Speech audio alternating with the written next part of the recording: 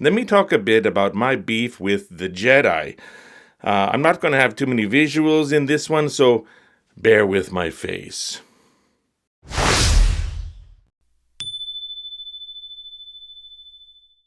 I saw the original Star Wars when it was just called that, Star Wars. No Episode 4, no A New Hope. I saw each film in the original trilogy in theaters as they came out, and have seen them countless times since on home media and streaming. The Jedi were mentioned in passing in the original trilogy. We knew they were wiped out. We knew Darth Vader and the Emperor had something to do with that. We knew Obi-Wan Kenobi had been one, and later Yoda as well.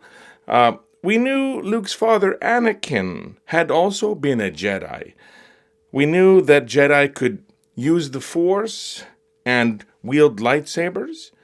We knew that Yoda considered Luke too old to begin training.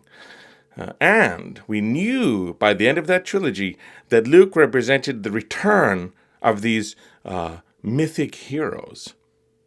Then the prequels came, written and directed by George Lucas himself, and everything got turned on its head, at least for me. The Jedi were slow to act and stubborn. The Jedi were arrogant and complacent. The Jedi were locked into tradition and set in their ways. The Jedi were oblivious to a Sith Lord interacting with them, even the Jedi Council itself, on a regular basis for well over a decade. In their faces, giving them orders, manipulating them, completely oblivious.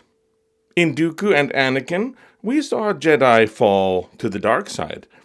Were these the same mythic heroes I imagined in my childhood?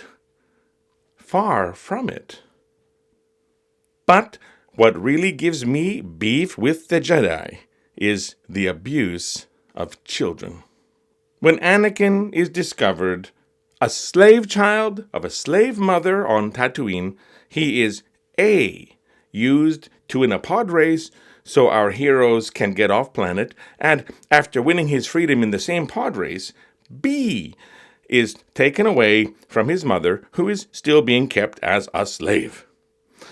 Before Anakin leaves, he promises to come back and free his mother. Then he leaves with Qui-Gon Jinn and is presented before the Jedi Council, who consider him too old to begin the training. He was 9. 9! 9 years old is too old. Wow. When do they start? Anakin is never allowed to return and free his mother. 10 years later, when he was 19, he does make it back to Tatooine, only to find out that his mother was bought by someone else, who freed her years earlier and married her, and that she had just been taken captive by Tusken Raiders. He finds her tortured and dying, and holds her in his arms for a final farewell before dispatching her abductors.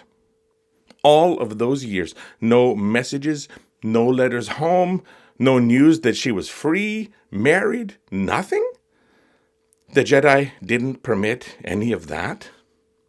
In Attack of the Clones, we see younglings training with lightsabers.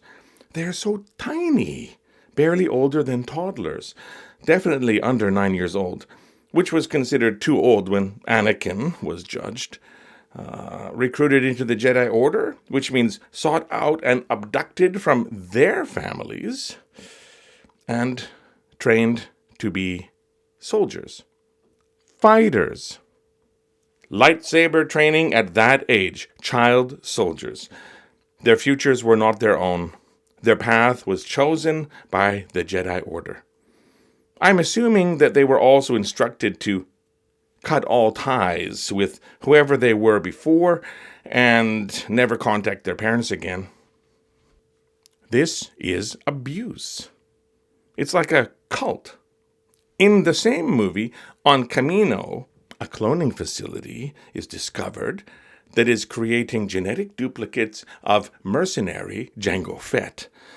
They have been modified to age more rapidly so they can fight sooner, and to be compliant so they will follow orders.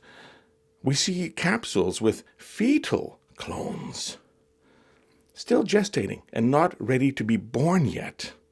If a unit refers to one clone, then 200,000 clones were ready to go with 1 million more on the way. Several million are later ordered by the Republic, so that makes 1.2 million confirmed clones in action, with potentially many times that number being produced. Millions of people ordered to be cannon fodder, to be soldiers, to go into battle, follow orders as per their genetically imposed programming, and die. That is the only destiny awaiting them. Children born and bred for war, eagerly used by the Jedi Council as soldiers in a war that these soldiers had no say in, had no stake in. This is abuse. The Jedi we meet in the prequel trilogy are disgusting and unworthy of respect. There might be individuals among them who are noble and do the right thing, but the organization as a whole sickens me. Some complained about Luke's portrayal in The Last Jedi, or the corruptness on display in The Acolyte, but to me, such things are the only logical path to follow and respect the canon established by George Lucas. Luke understood the failings of the Jedi and read the ancient texts.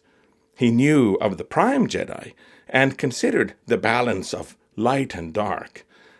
Kimir and Osha, in The Acolyte, were both discarded by the Jedi Order in one way or another.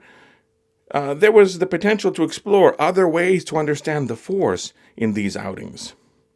Say what you want, hate what you want. I'm not saying any Star Wars movie or series is perfect by any means. I'm just acknowledging canon and pointing out that the Jedi as a whole performed indefensible acts and were as far from noble, mythic, heroic organizations as you could get. Leave your comments and let me know what you think. We don't have to agree, just understand each other. Thanks for watching. See you next time.